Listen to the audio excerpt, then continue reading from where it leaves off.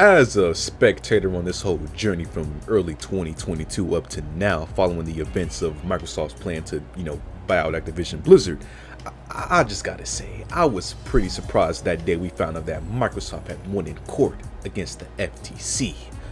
Almost as surprised as I was today seeing that one dude get on Gamescom stage and, demand Grand Theft Auto 6. For safety reasons, he shouldn't have done that, but brother, I feel you. I feel you. Like I said, I've been tracking this whole situation since Microsoft first announced their plans to check out the big bucks and, hang their nuts on the entire game industry. And it's been a pretty fun Disney ride, I can't even lie. Now, I'm not going to go into super full detail on every little event that's happened so far. I've already made a playlist for you to look at if you want to catch up on the lore, but in short, lots of diss tracks, lots of leaks, lots of admit of defeat, and Call of Duty is coming to Nintendo Switch. That last one's not as important, I just get a kick out of thinking how that game's going to be ported to 5-year-old portable hardware. But even with the main obstacle in their way being the government and their thought that this merging of Activision and Microsoft would cause an unfair advantage in the gaming market, they pulled a big trick from their sleeve and triumphed against the FTC just last month, which was a big step for the overall progress of the acquisition. That day was damn near a holiday for all Xbox enthusiasts. However, it wasn't enough to seal the deal. You see, Microsoft still had another big government agency to please, and that's the UKCMA, or Competition and Markets Authority.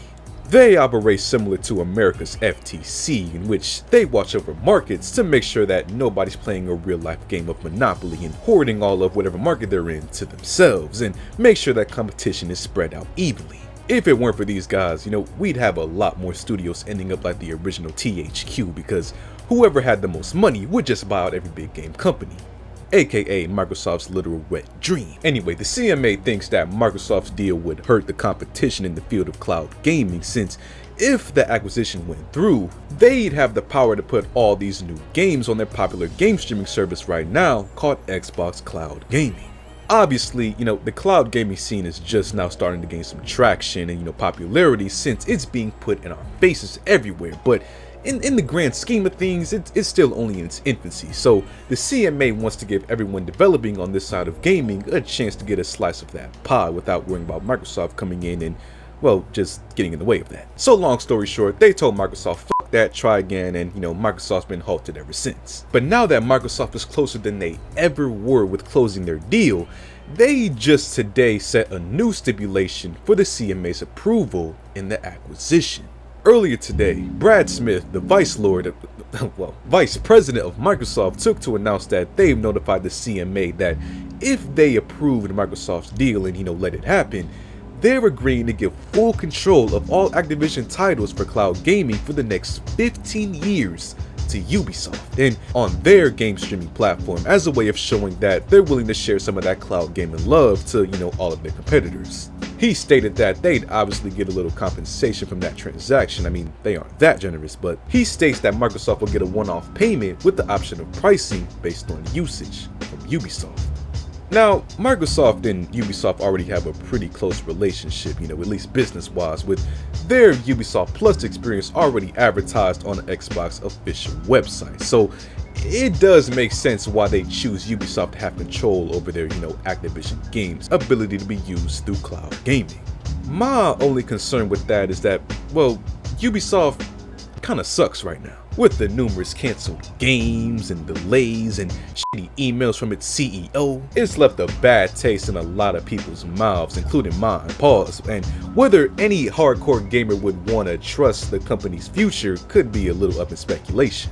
But either way, this isn't going to guarantee Microsoft a win with the CMA. Even a spokesperson from the CMA themselves said that they'd assess the details and get back to them soon, but whether you like it or not, you gotta admit that this is a step in the right direction for Microsoft.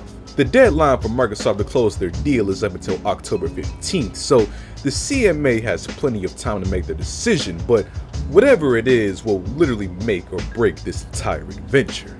Now personally, I don't really care if this deal goes through anymore, since Microsoft already agreed to not make any of the main games that I play constant exclusives, and even if they did, I play on PC, so I just hope that whatever the outcome is, it'll push them to make better exclusives outside of the Activision titles, because honestly, that's the only thing that they really need right now to be a good competitor in creating good game exclusives again.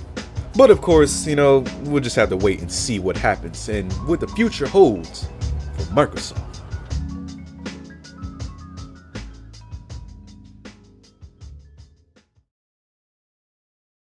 So what do you guys think about this new deal that Microsoft is proposing, man? Feel free to comment down below. And as always, if you like on the video, subscribe if you haven't already. And I'll see y'all